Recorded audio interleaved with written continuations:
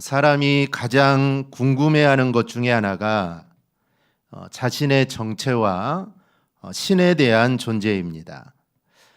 자신의 존재에 대해서 궁금해하는 사람은 또 신의 존재에 대해서도 알고 싶어 합니다. 즉 내가 어디서부터 왔는가라는 것을 알기 원하면 신을 찾게 되어 있다라는 것이죠. 자신에 관해서는 말 그대로 자신이기 때문에 그래도 조금은 안다고 치고, 우리가 신에 관해서는 영화나 또 주워 들은 소문이 전부입니다. 사실 보이지도 않고 들려봐야 환청 정도뿐이지 들리는 것도 없기 때문에 이 신에 대해서 사람들은 많이 궁금해합니다. 이것은 일반인들뿐만 아니라 우리 기독교인들도 마찬가지입니다. 오히려 우리 그리스도인들이 더하죠. 우리는 하나님, 즉 신을 믿고 따르는 사람들입니다.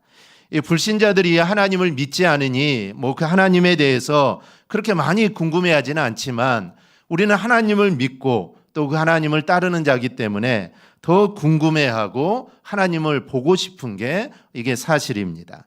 그래서 비록 하나님을 믿고 있다 하더라도 이 믿음이 부족한 사람들은 꿈으로라도 내가 좀 하나님을 봐야겠다라는 그런 생각들을 갖습니다. 그래야 내가 믿음이 좀 생길 것 같고, 그리고 내 신앙에 확신이 들 것 같다라는 그런 생각들을 합니다. 이런 생각을 잘 하신 예수님께서도 공생의 기간 내내 하나님에 대해 설명하는 그런 많은 시간들을 할당을 하게 됩니다. 물론 성부 하나님에 대한 지식만을 전한 게 아닙니다. 하나님이 어떤 분이다라는 지식을 전하는 게 아니라 예수님과 관련된 하나님을 전하기 위해서 주님은 많은 노력을 기울이십니다. 오늘 본문도 바로 그런 내용입니다. 단순히 성부 하나님에 대한 지식을 말씀하시는 것이 아니라 예수님을 통하여 하나님을 보고, 그리고 또 예수님을 통하여 하나님을 알고, 또 예수님을 통하여 하나님께 나아갈 수 있다라는 이 사실을 오늘 주님은 이야기를 합니다. 즉 예수님을 안 것만큼 하나님을 아는 것이고, 예수님을 보는 것만큼 하나님을 본다라는 것입니다. 그래서 예수님을 안다면 하나님을 아는 것이고, 예수님을 보았다면 하나님을 본 것과 똑같다라는 말씀입니다.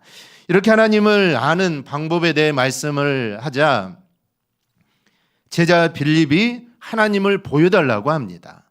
즉 이 빌립의 말은 한번 보여주면 되는데 왜 그렇게 말이 많느냐는 겁니다. 그냥 한번 보여주면 되지 않겠습니까? 그런데 근데 주님은 여러 가지 말을 합니다. 그러니 빌립이 그냥 한번 좀 보여달라는 것이죠. 그러면 믿겠다라는 겁니다. 그런데 이것은 빌립만이 아닙니다. 우리가 잘 아는 대로 도마도 그랬습니다. 도마는 예수님이 부활하셨다는 사실을 의심했죠. 그리고 나는 보지 않고는 믿을 수 없다라고 합니다. 내가 그의 손에 못자국을 보고 또 못자국에 손을 넣어보고 또 옆구리에 내 손을 넣어보지 않고는 나는 절대로 믿을 수 없다라는 것이죠. 사실 이런 믿음은, 이런 모습은 현재 우리 그리스도인들도 마찬가지입니다. 이 백문이 불여일견이라는 말대로 말씀을 읽고 말씀을 묵상하고 또 말씀을 공부하는 것을 통해 하나님을 경험한 신앙보다는 보고 체험했다는 사람의 신앙을 더 신뢰합니다. 성경 공부하거나 말씀을 읽고 묵상하고 성경 통독하는 거, 이거는 매우 힘들어하면서 누군가가 하나님을 보았다 하거나 아니면 하나님을 경험했다 하거나 그런 간증을 하면은 그게 더 재미있어하고 신기해합니다. 그리고 나도 좀 해보면 참 좋겠다라는 이런 생각들을 가지죠. 그리고 이런 사람들은 다른 사람의 체험이나 간증을 자신의 것으로 만들려고 그렇게 노력을 합니다. 그러나 분명히 말씀드리지만 다른 사람의 체험은 그 사람의 신앙이지 여러분 절대로 내 것이 될 수가 없습니다. 내 것이 되려면 내가 체험을 해야죠. 말씀을 묵상하고 말씀을 읽으면서 그곳에서 하나님을 만나야 그게 바로 나의 신앙이 됩니다. 그러니 말씀 속에서 하나님을 만나고 성령님의 인도하심을 우리 모두 경험할 수 있기를 바랍니다. 여러분 말씀 없이 그냥 보고 체험하는, 그걸 통해 내 믿음을 삼으려는 사람은 여러분 그건 위험합니다. 잘못된 신앙에 빠질 위험이 크다라는 것이죠. 우리나라에 있는 이단들이 다 그렇습니다. 다 그렇죠. 출발점이 여기입니다. 그들은 말씀보다는 환상 그리고 잘못된 계시 같은 것을 쫓다가 그쪽으로 빠지게 된 것이죠. 그리고 이들을 쫓는 신도들도 마찬가지입니다. 그들은 말씀보다는 잘못된 말에 다 유혹을 받게 되는 겁니다. 그러니 잘못된 신앙에 빠질 수밖에 없다라는 것이죠.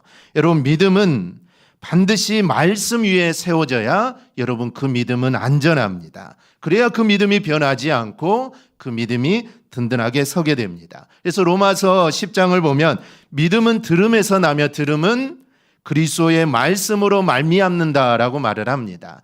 여러분, 믿음은 들음에서 난다고 합니다. 만약에 그렇지 않았다면 주님 이렇게 말씀하지 않았겠죠. 사도 바울이 이렇게 말하지 않았을 겁니다. 믿음은 체험에서 온다라고 했겠죠. 그런데 여러분, 믿음은 체험에서 오는 게 아닙니다.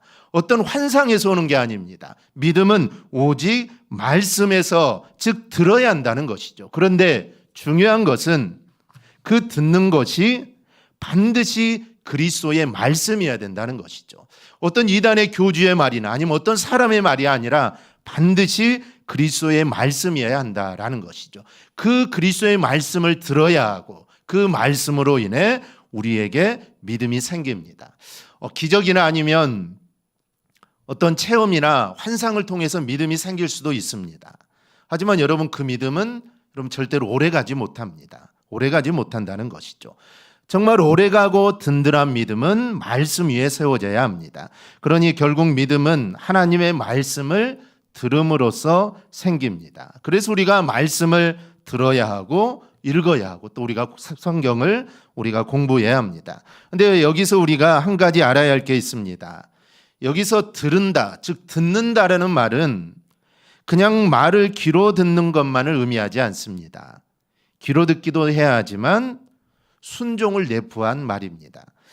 우리가 이 부모의 말을 거스르는 자녀들에게 꾸중할 때 이렇게 하죠. 제발 말 좀 들어라, 이렇게 말을 하죠. 그러면 이 말에는 여기서 말 좀 들어라 그러는데 이 듣는다라는 말에는 어떤 의미가 있을까요?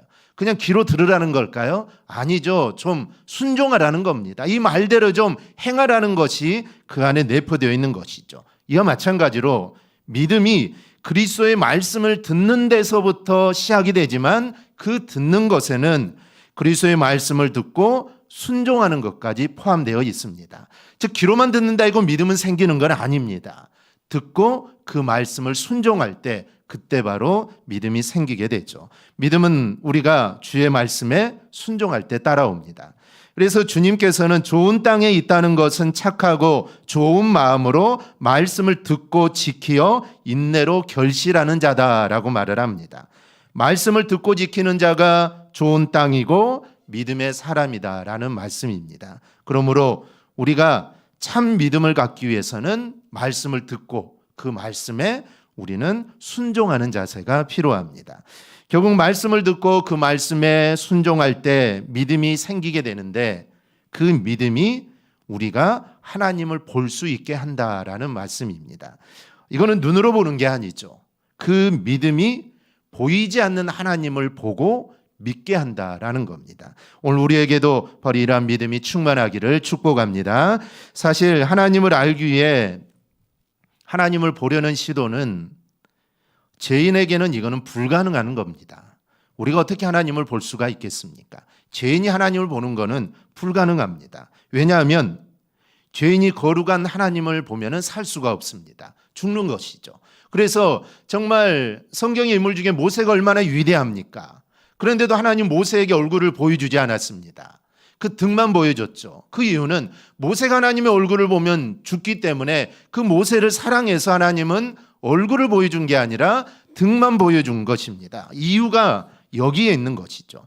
따라서 빌립이 하나님을 보여달라는 것은 인간의 상태와 하나님의 거룩함을 모르고 하는 말이라고 할 수가 있습니다.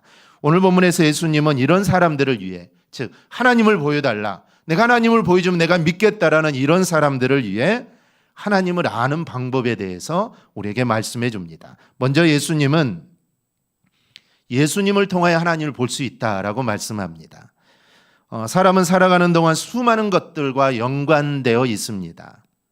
어떤 사람들은 너무 많은 사람들과 연관되어 있어서 삶이 너무 복잡한 사람들이 있습니다.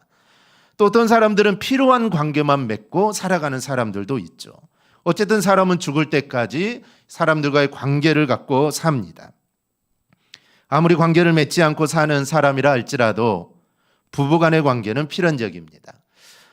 여자는 그렇지 않지만 남자는 아내가 한 달만 집을 비우면 폐인이 된다고 하죠. 즉 혼자서는 아무것도 할 수 없을 뿐 아니라 공허해서 마음으로부터 폐인이 된다는 겁니다. 이것은 부부가 분명하게 하나라는 것을 말해줍니다. 관계성의 또 하나는 축구에서 보게 됩니다. 우리나라 프로축구는 그렇게 인기가 많은 게 아닙니다. 야구는 참 인기가 있지만 축구는 그렇게 인기가 없습니다. TV에서 중계해도 사람들이 잘 보지 않죠. 그런데 다른 나라와 축구를 하면 이 상황이 달라집니다. 다른 나라와 축구를 하면 표를 구할 수가 없죠. 일본하고 한다 그럼 난리가 납니다. 이 표 구하는 거 하나의 별따기죠. 그만큼 그런 경기는 사람들이 잘 본다는 것이죠. 우리가 이런 모습을 보면 인간의 관계성 속에서 자신의 능력이나 힘을 나타내려고 한다는 것을 우리가 볼 수가 있습니다. 그런데 실상 더 중요한 게 있습니다. 겉으로 잘 드러나지 않지만 내면적으로 볼 때 가장 긴밀하고도 중요한 것은 영적인 관계입니다. 하나님께서는 사람을 창조하실 때 영적인 존재로 창조하셨습니다. 물론 사람이나 동물이나 지을 때는 똑같이 흙으로 하나님이 빚었지만 그 이유가 다릅니다. 코에 생기를 불어넣어 생명, 즉 살아있는 존재로 우리 인간을 만드신 것이죠. 즉 우리 인간은 영적인 존재로 만든 겁니다. 그래서 사람은 육체와 영혼을 가지고 있고 이를 통해 자신을 드러내며 사는 겁니다. 그런데 어떤 사람은 신앙과 선한 행위로 하나님을 드러내며 삽니다. 그런데 어떤 사람은 신념과 선한 행위로 육체를 증거하며 삽니다. 즉 하나님을 증거하며 사는 사람이 있고 어떤 사람은 자신의 육체를 증거하며 사는 사람이 있습니다. 그렇다면 여러분은 어떻게 살고 있습니까? 하나님을 드러내며 살고 있는지 아니면 내 육체의 것을 자랑하며 내가 살고 있는지 우리의 모습을 좀 살펴봐야 합니다. 그리고 우리 모두 정말 육체를 자랑하는 것이 아니라 하나님을 증거하며 또 증명하며 살아가기를 바랍니다. 오늘 본문에서도 예수님께서도 관계를 통하여 예수님과 하나님과의 관계 그리고 예수님과 우리 관계를 통하여 하나님을 말씀합니다. 빌립이 예수님에게 하나님을 보여달라고 하자 주님이 이렇게 말씀하시죠. 나를 본 자는 아버지를 보았거늘 어찌하여 아버지를 보이라 하느냐. 이 말씀은 예수님이 하나님과 얼마나 특별한 관계인가를 말해주는 겁니다. 즉 내가 하나님이고 하나님이 나다라는 것입니다. 그러니 예수님을 본 것이 하나님을 본 것과 마찬가지다라는 것이죠. 좀 더 자세하게 10절에서 이렇게 말씀합니다. 내가 아버지 안에 거하고 아버지는 내 안에 계신 것을 내가 믿지 아니하느냐. 내가 너희에게 이르는 말은 스스로 하는 것이 아니라 아버지께서 내 안에 계셔서 그의 일을 하시는 것이라. 즉 나는 아버지 안에 있고 아버지는 내 안에 있다라는 것이죠. 그리고 내가 지금 하는 말은 내 말이 아니라 아버지의 말이라는 겁니다. 그러면 이 말씀 나는 아버지 안에 있고 아버지는 내 안에 있다라는 것이 무엇을 말할까요? 이것은 예수님과 하나님이 온전히 하나다라는 것을 말을 합니다. 행하시는 일들이나 뜻하신 것이나 성품 아니 생각까지 모든 것이 온전히 하나님과 일치하는 관계다라는 말씀입니다. 그래서 예수님을 보면 하나님을 본 거다라고 말하는 것처럼 하나님과 예수님은 특별한 관계다라는 것이죠. 그런데 오늘 이 말씀이 우리에게 어떤 의미를 줍니까? 우리는 이미 그리스도께서 하나님이심을 알고 있는 자입니다. 그 당시 제자들이나 사람들은 예수님이 하나님이라는 것을 예수님이 말은 했지만 믿는 사람은 아마 많이 없었을 겁니다. 아마 거의 없었겠죠. 제자들이 이런 질문을 할 정도라면 아마 예수님이 하나님이라는 것을 그 당시에 믿는 사람은 없었을 겁니다. 그래서 주님이 그렇게 이야기한 것이죠. 그런데 우리는 이미 예수님이 하나님이신 것을 알고 우리는 믿고 있습니다. 그러면 이 말씀이 우리에게는 어떤 의미가 있느냐라는 것이죠. 그것이 바로 두 번째 하나님을 나타내는 방법입니다. 하나님은 말씀대로 사는 자를 통하여 당신을 나타냅니다. 빌립이나 당시의 성도들이 예수님을 통하여 하나님을 알았듯이 오늘날도 세상이 하나님을 아는 방법은 우리들을 통해서만 하나님을 알 수 있다라는 사실입니다.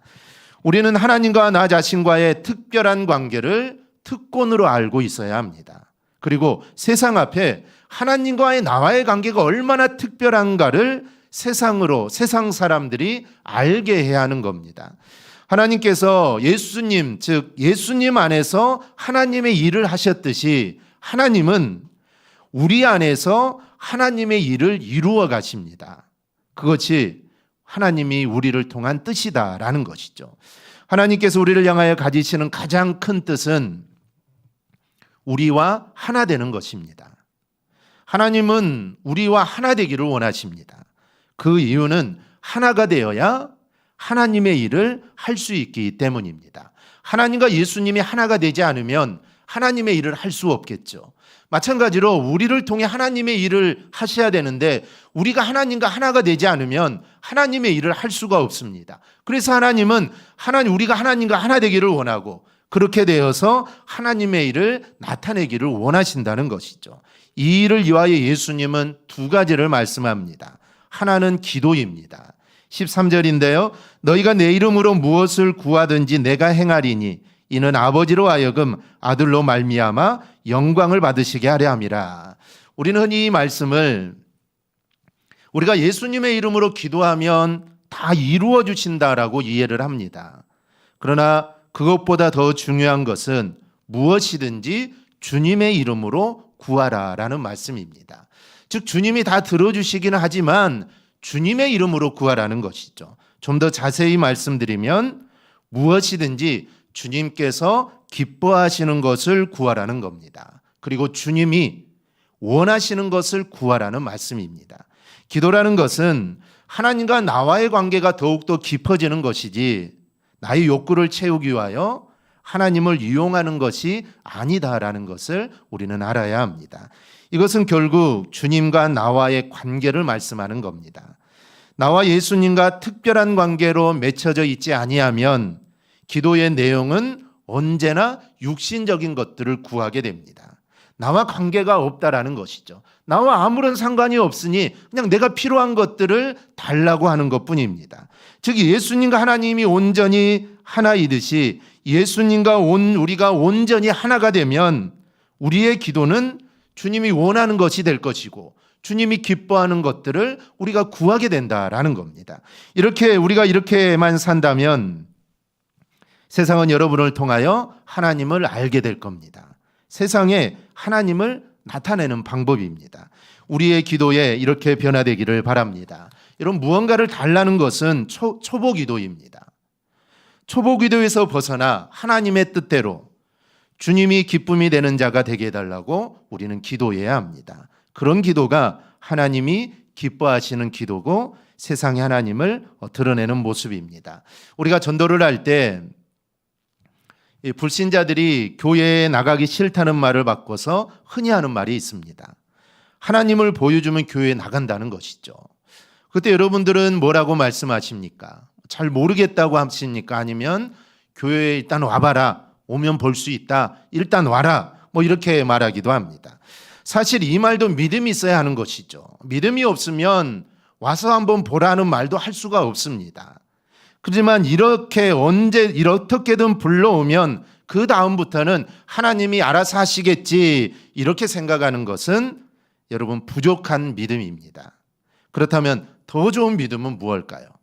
하나님을 보여주면 교회에 나간다는 사람에게 예수님께서 말씀하신 대로 말해주면 됩니다. 9절에서 예수님께서 말씀하신 대로 나를 본 자는 아버지를 보았거늘 어찌하여 아버지를 보이라 하느냐. 바로 이 말씀입니다. 다시 말해서 나를 보고서도 하나님을 못 믿겠다는 말이냐. 나를 보면 하나님이 확실히 있다는 그런 확신이 들지 않느냐라고 여러분 말해주는 겁니다. 이 말은 삶과 신앙이 하나 된 사람만 말할 수 있는 것이죠. 삶과 신앙이 하나 되지 않는 사람은 이 말을 할 수가 없습니다. 즉 나를 보라는 것이죠. 내가 예수 믿는 사람인데 내 모습을 보라라는 것이죠. 이거는 삶과 신앙이 하나가 되어야 합니다. 그런 의미에서 예수님이 두 번째로 율법을 강조하십니다. 21절에서 나의 계명을 가지고 지키는 자라야 나를 사랑하는 자다라고 말을 합니다. 즉 계명을 지키는 자는 주님을 사랑하는 자다라는 것이죠. 즉 주님을 사랑하는 자는 주님의 계명을 지키는 자가 된다라는 것이죠. 세상 사람들이 보기에 올바른 삶이 우리에게 필요하다는 겁니다. 여러분, 예수님이 사람이 나를 사랑하면 내 말을 지키리니 라고 하십니다. 주님을 사랑한다면 주님의 말씀을 지켜 우리는 행해야 합니다. 우리가 주님을 사랑한다고 하면서 주님의 말씀을 지키지 않으면 그 사람은 주님을 사랑하는 것이 아닙니다. 자신은 사랑한다고 하겠죠. 나는 정말 주님을 사랑합니다. 그런데 우리 환경이, 우리의 모습이 내가 어쩔 수 없이 그렇다라고 말을 하지만 그런 모습이 우리가 온전히 말씀을 지키지 않으면 우리가 주님을 사랑하는 것이 아닙니다. 주님이 우리에게 그렇게 말씀을 하십니다. 그래서 우리가 정말 주님을 사랑한다면 주님의 말씀을 지키고 그리고 세상에 우리의 삶과 우리의 신앙을 일치시켜서 주님을 드러내는 삶을 꼭 살아가기를 바랍니다.